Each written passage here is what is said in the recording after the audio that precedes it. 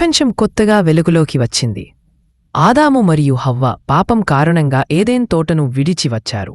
ఆ నూతన జీవితం అనేక ప్రశ్నలతో నిండిపోయింది. దేవునికి నచ్చే జీవితం ఎలా ఉంటుందో, మన తప్పులను ఆయన ఎలా చూస్తాడు? ఆ దంపతులకు 2 కుమారులు పుట్టారు. కాయిను నేలలో కృషి చేసే రైతు, అబేలు గొర్రెలు కాపాడే మేకల కాపరి. వారు 2 దేవునికి అర్పణలు చేశారు. కాని ఒకరి అర్పణను దేవుడు సంతోషంతో అంగీకరించాడు, ఇతరదాన్ని తిరస్కరించాడు. అక్కడే మొదలైంది ఈర్ష్య, కోపం, అసూయ, అసహనము. చివరకు నేరంగా మారింది. కథ చివరికి కాదు, ఈ కథ మన హృదయాల్లోనూ కొనసాగుతుంది. ప్రతిసారి మనం ఎవరి విజయాన్ని చూసి బాధపడితే, ప్రతిసారి దేవుడు మన తప్పు చూపించినప్పుడు మనం కోపపడితే, ఈ కథ మనదే. ఇప్పుడు చూడండి, 2 సహోదరుల మధ్య జరిగిన నిజమైన సంఘటన. అర్పణలు. కాలాంతరమున కాయిను నేల ఫలములను యెహోవాకు అర్పణగా తెచ్చెను. అబేలు కూడా తన గొర్రెల తొలపిల్లలను వాటి మెదసును తెచ్చెను. యెహోవా అబేలు అర్పణను ఆమోదించెను, కాని కాయిను అర్పణను తిరస్కరించెను. కాయినా, నీ ముఖము ఎందుకు కృంగిపోయినది? నీకు మంచి చేసినట్లయితే నీవు అంగీకరింపబడవు కదా.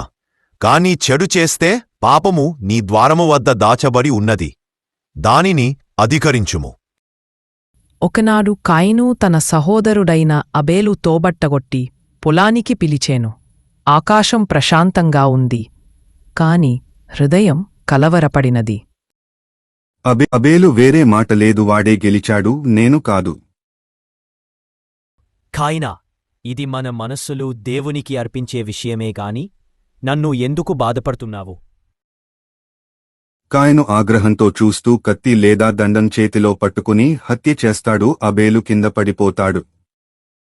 కాయినా, నీ సహోదరుడు ఎక్కడ ఉన్నాడు? నేను నా సహోదరుని కాపరిందయ్యానా? నాకు తెలియదు. నీతో చెప్పబడ్డి ఏమీ తెలుసా? నీ సహోదరుని రక్తధార నేలమీద నుండి నన్ను మొరపెడ్డుతోంది. ఈ నేల ఇక నీకు బాసట కాదు. నీ పని నీ చేతులలో బలహీనమవుతుంది. నీవు దేశసంచారి, ఆశ్రయహీనుడవు. ప్రభువా, నా శిక్ష భరించలేనిది అయింది. మీరు నన్ను త్రోసివేస్తున్నారు. ఇక నేను ఎక్కడికైనా వెళ్ళినా ఎవడైనా నన్ను చంపవచ్చు. కావదు, నిన్ను చంపే ఎవరైనా వారిపై 7 పడగలిగే శిక్ష వచ్చేలా నేను చూస్తాను. నీమీద ఒక గుర్తు పెడతాను. నీవు హానికరుడవు కాదు, కాని నా కోపం నీవు మర్చిపోవద్దు. కాయిను దేవుని సన్నిధిని నుండి వెళ్ళిపోయాడు. అతడు తన అహంకారం కోసం సహోదరుని హతమార్చాడు. కాని దేవుడు శిక్షించాడు, అయితే పూర్తిగా విడిచిపెట్టలేదు. దేవుని పిలుపు మనకోసము మారదు. నీ సహోదరుడు ఎక్కడా అనేది నేడు మనకు వేసే ప్రశ్న. నీవు నీ ఈర్ష్యను జయించగలవా? నీ పాపాన్ని అధికరించగలవా? నీవు దాగుతున్నావా, లేక దేవుని సత్యమెదురుచూస్తున్నావా? కాయిను దేవుని మాటను వినలేకపోయాడు. ఈర్ష్య అతని హృదయంలో పుట్టి తన సొంత సహోదరుని ప్రాణాన్ని తీసింది. దేవుడు అతనిని శిక్షించాడు, కాని శాపంతో పాటు అతనిపై కాపలాగా నిలబడ్డాడు.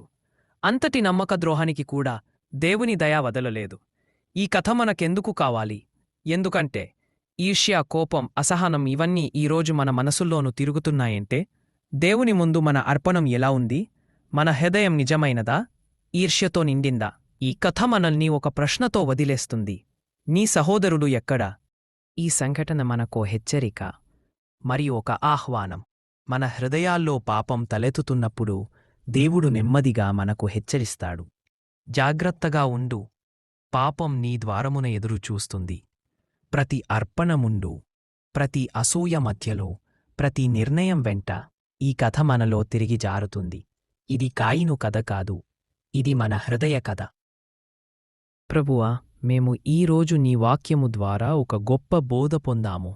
కాయిను చేసిన తప్పు ద్వారా మనుషుల హృదయాల్లో పాపమేలా ప్రవేశిస్తుందో, అది ఎలా నాశనానికి దారితీస్తుందో మా కనులకు కనిపించింది.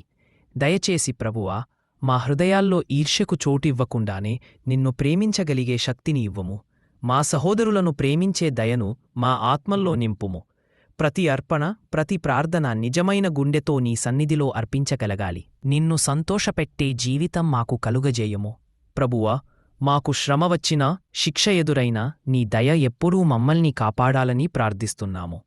కాయినులాగా తప్పులు చేసినా నీ దయకు తలవంచే మనస్తో మిమ్మల్ని వెతకే ఆత్మను మాకు దయచేయుము. ఈ ప్రార్థనను యేసుక్రీస్తు పవిత్రమైన నామములో అడుగుచున్నాము. ఆమెన్.